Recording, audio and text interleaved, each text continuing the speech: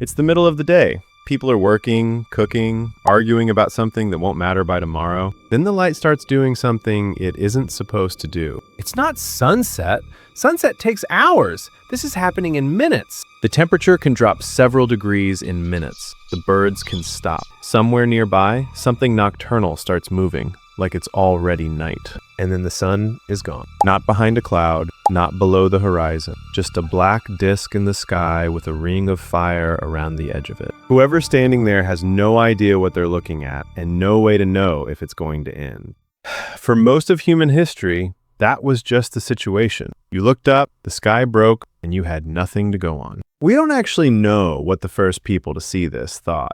No records, no stories passed down. We don't even know if anyone had a story for it at all. That's just how far back this goes. What we can say is what was probably happening around them. The same drop in temperature, the same silence from the birds, the same nocturnal animals stirring like night had already come. And there's nobody around who's seen this before to say, wait, it passes. That's really the point of this part of the story. Not what people believed. We can't know that. What they didn't have. No elder, no myth, no plan. Just the sky doing something new. With nothing to tell you, it wouldn't stay that way. It always ended. They had no way of knowing that yet. Jump forward to Shang Dynasty China. Roughly 1600 to 1046 BCE. More than 3,000 years ago. There's an oracle bone inscription from this period. Carved for divination, not for us. And it just says, the sun has been eaten. The same word, shi, means to eat. And it's the word that shows up in eclipse descriptions. And one of the beings later blamed for doing the eating was a dragon, a celestial one, living in the sky, taking bites out of the sun whenever it felt like it. If a dragon's eating your sun, you don't sit there and watch. And it wasn't just commoners taking it seriously. The emperor was expected to eat only vegetarian meals during an eclipse, avoid his main palace, and sometimes issue a formal edict taking the blame on himself, since the sun was supposed to represent him personally. People would run outside and make as much noise as they could physically produce. Pots banged together, drums, full ceremonial drumming organized by the imperial court. Because if the commoners are going to scare off a dragon, the emperor's people better be doing it too. And, this part's real, archers firing arrows straight up into the sky at it. And it worked! Every time. The dragon always let go. The sun always came back. Which makes sense, obviously, because the eclipse was always going to end regardless of the arrows. But if you don't know that, and you make noise, and the sun comes back, you don't stop doing it. You do it again next time, louder. The custom outlived the belief behind it by a long way. As late as the 1800s, the Chinese Navy was still firing cannons during eclipses, not out of superstition anymore, just to keep the old tradition going. Now to the Assyrian Empire, reign of King Esarhaddon, mid-600s BCE. By this point, the Assyrians had been recording celestial events and interpreting them for a long time, but they couldn't predict an eclipse yet. That skill was still centuries away. Right now, the eclipse just happens, and afterward, the priests read it. Which part of the disk went dark told them which kingdom was actually the target. So when the reading came back bad, Esarhaddon didn't wait around to find out if it was serious. He vanished. A substitute was dressed in the king's robes and put on the throne. He got the crown, the palace, the appearance of it, but no actual authority. Meanwhile, the real king, still running the country from wherever he was hiding, disappeared from public life entirely and was referred to by his own advisors as something that sounds almost absurdly ordinary. The farmer, the king of Assyria, hiding from his own throne, called a farmer by the people who worked for him. When the danger passed, the substitute was killed. We actually know the name of one, Damchi. He wasn't some random prisoner they grabbed off the street. He was the son of a senior temple official in Babylon, a man with a family, a position, an actual life. He was put on the throne. When it was over, he and his wife were both killed. A letter survives from an official reporting the aftermath. People nearby had gotten scared, had to be talked down. This wasn't a one-off.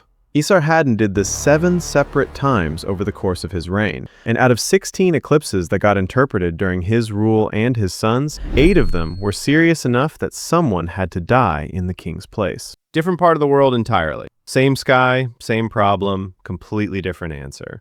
In Hindu tradition, the eclipse comes down to a figure called Rahu.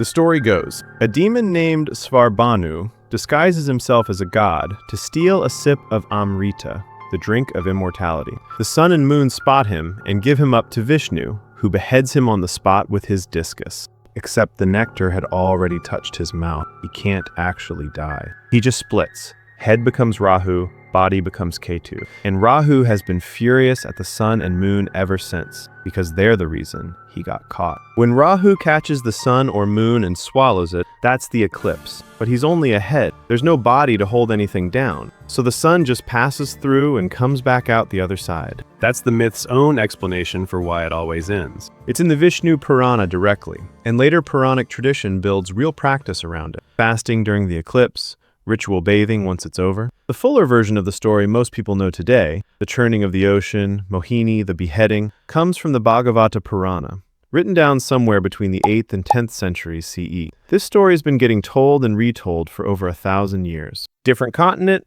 different demon, same idea China had. Something's taking the sun, and there's a right way to act until it gives it back. Back to Mesopotamia, but further down the timeline. By 747 BCE, we've got surviving Babylonian eclipse records.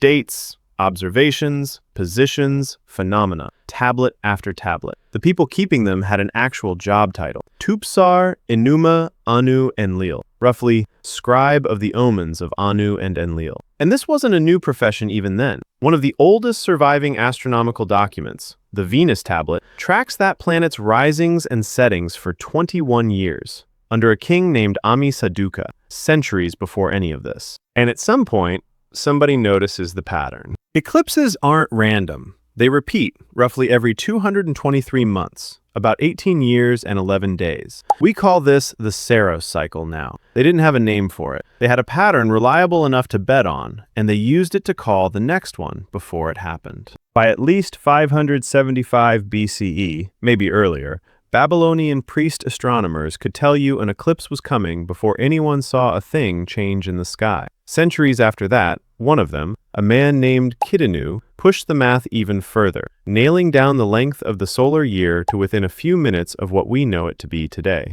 Here's what's worth sitting with. Predicting something and understanding it are two different skills. These were the same people doing genuinely advanced mathematics, tracking planets, timing months down to the hour, building predictive techniques reliable enough that a kingdom would act on them. And they still had no physical model for why an eclipse happened at all. They weren't guessing. They just hadn't gotten to the why yet. And it didn't change anything about the fear. They'd nail the date down to the day and still get the substitute king ready. Being right about the timing didn't make them any less certain it meant something. So look at what actually happened across a few thousand years in places that had no contact with each other. A dragon, a demon with a grudge, an omen that could get a real man killed in place of a king. None of it was correct, but all of it worked, in the sense that mattered to the people living through it. It gave them something to do besides stand there and be afraid. And the last piece, prediction, didn't replace any of that. It sat right alongside it. The same priests who could tell you the exact day an eclipse was coming still believed it meant the gods wanted the king dead. Knowing when something was going to happen came a long time before knowing why. For a very long time, they didn't understand the eclipse. They just got very good at seeing it coming. And for a few thousand years, that turned out to be enough. This is the Crude Canvas. Sources for everything in this episode are linked below. We'd rather you check our work than take our word for it.